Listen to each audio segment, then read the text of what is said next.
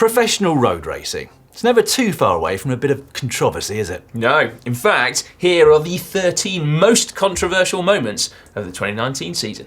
Controversial number, 13, isn't it?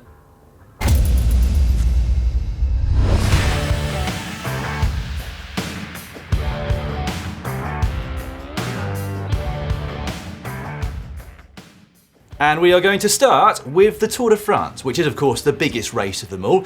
A pressure cooker really for all involved, and sometimes it can boil over a bit. It can, which is exactly the case for Tony Martin and Luke Rowe, who came to blows on stage 17 over an argument that appeared to just be about positioning in the bunch. They did. They had apologised to each other before they even crossed the finish line that day, and subsequently got together to issue an apology to the public, the fans, the organisation and their own teammates.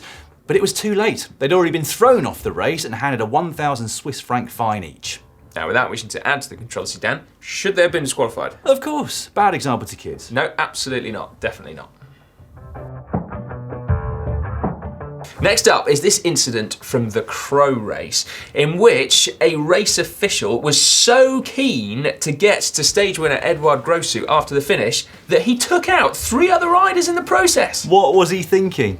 Thankfully, 2 of those riders were able to continue the race, but unfortunately for Bahrain Merida's Matej Mohoric, not only did he have to pull out of the race, he had to end his season.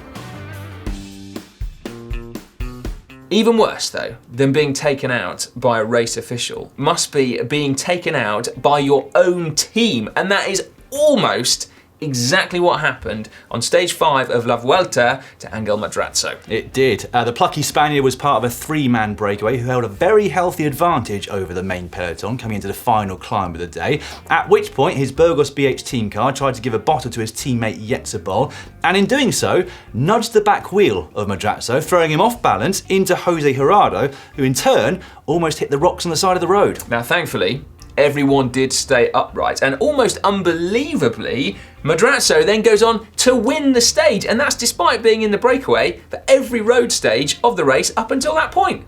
What a legend. Meanwhile, back at the Giro d'Italia in May, Miguel Angel Lopez wasn't quite so lucky. On the final climb of the entire race on stage 20, he was taken out by an over-enthusiastic fan.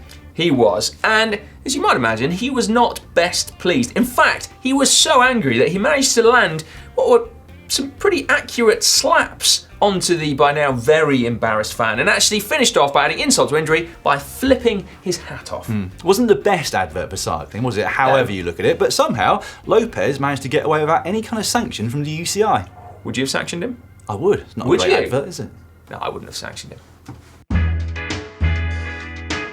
What about Niels Eckhoff, though? I bet he wishes that he'd got away without a sanction, crossing the line in a glorious first place in Harrogate to become the new under-23 World Road Race Champion, only to be disqualified soon after. Turned out that he'd crashed early on in the race, dislocated his shoulder, which he put back in himself, but after that he'd sheltered behind his team car for over 2 minutes to make his way back to the peloton, and on seeing footage of that, the UCI decided to disqualify him. Yes. Now, that was a controversial decision for many reasons. It was met by a lot of scorn from the professional peloton, and actually we hear that Eckhoff has actually taken the UCI to the Court for Arbitration in Sport to complain about that decision. Dan, would you have sanctioned him? No. No, I wouldn't either. I mean, he popped his own shoulder back in and then got back in the bunch. What a legend. We'll go back to the Giro d'Italia now, because on the very same stage where Lopez had his fisticuffs incident, Primož Roglic received a rather lengthy push from a fan on the side of the road on the penultimate climb. He did, but unlike Lopez decking a spectator, the UCI did actually deem this one to be unacceptable and therefore landed Roglic with a sanction, a 10-second time penalty on the general classification. Would you have sanctioned him, Dan? No. No, I wouldn't have sanctioned him either.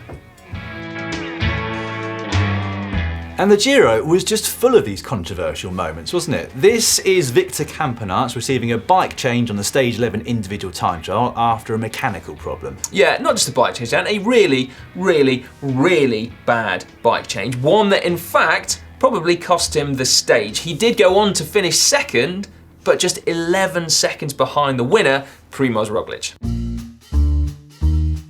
And yet more from the Giro d'Italia. Remember on stage 15 when race favourite Primož Roglic needed a new bike after a mechanical and had to wait for like ever? I do. He had to wait for a really, really long time for his sports director to turn up, but it turns out there was a good reason for this, yeah. His sports director had stopped for a wee. Fair enough. When you gotta go, you gotta go. Well, yeah. Right, who remembers this incident from all the way back in early March at the first Cobble Classic race of the season? On Loopet Newsblad, in the men's race, the break had gone very early, and so the main peloton decided to sit up and take it easy for a while. However, the women's event had started on the same course not long afterwards, and Nicole Hansemann, the lone leader of the race, was flying. Yeah, you can say that again. She very quickly caught the men's race convoy, and so the UCI had to intervene. They decided to stop the women's race. Also getting stopped, but for entirely different reasons, was Marc Soler at stage 9 of the Vuelta a España. He was in what looked to be a stage-winning position on the way to Andorra, but was then asked to wait by his own team. The reason for that was that his team leader, Nairo Quintana, was on the attack behind looking for all the help he could get. So Soler, duly but slightly reluctantly, did wait for his teammate and did everything he could to help him. And to be fair, it did work. While Quintana could only manage second on the stage, he did then go into the race lead. And there was yet more controversy surrounding Movistar a little later in that same race on stage 19, where they decided to attack into some crosswinds just after Primož Roglic, the race leader, had crashed. Yeah, and they really, really went for it, didn't they? And for quite some time, leaving Roglic and his team in something of a panic. Eventually though, Alejandro Valverde did decide that perhaps it wasn't the best thing to do, and then proceeded to look slightly sheepish as all the riders who'd been dropped got back on and told him what they thought.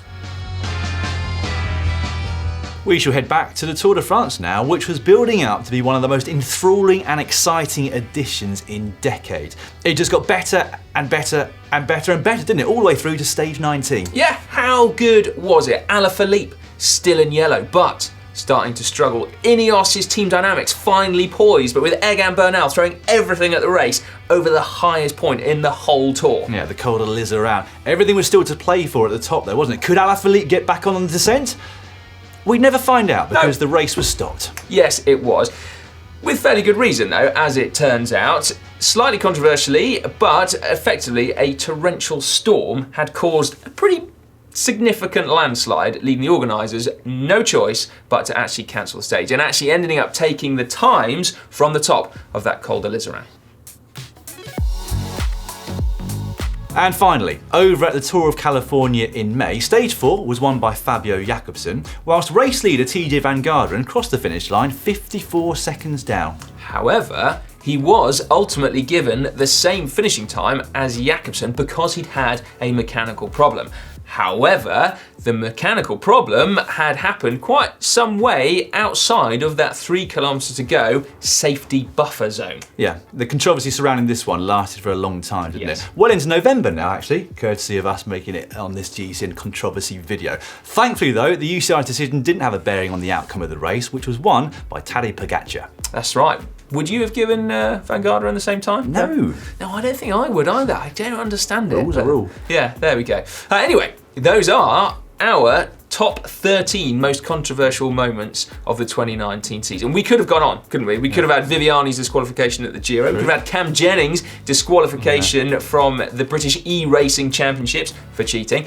We could have had the break going the wrong way at the Giro Rosa, or in fact the Grand Piemonte. The list goes on. Isn't that why bike racing's so great? There were so many to choose from, weren't there? If we've missed any out even in that extra list that Si's just given you, please let us know in the comment section just down below. That's right. And also let us know whether you think that sanctions are correct or not as well. Right, if you enjoyed this video, please give us the thumbs up by clicking on the icon just down below. And if you can't get enough controversy, we got ourselves into a spot of bother recently, didn't we, by describing mountain bikes as boring in a video that you can find just down here. Kicked the proverbial hornet's nest, didn't you, mate?